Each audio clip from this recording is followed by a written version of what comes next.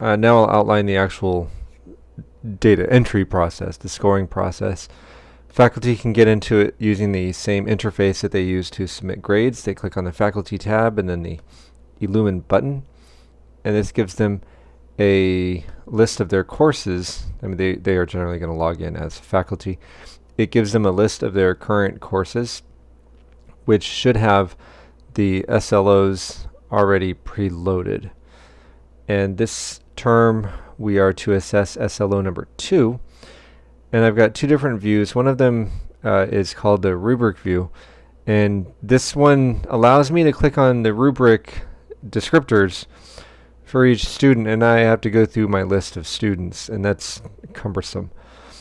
And so I prefer the scorecard view, which was the other icon we just saw.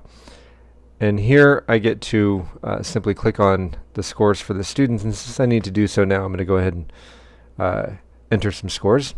So I've already generated their scores using their student work, and to actually score students, I simply need to click on the rubric level that corresponds to each of the students.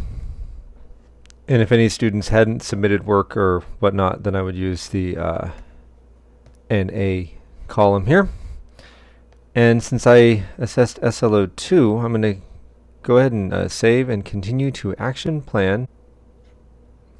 Oh, while I'm here, I can note that this contains the SLO statement, which is useful, and it also contains the rubric. So if I hover over the SLO statement, I can see what the scores represent.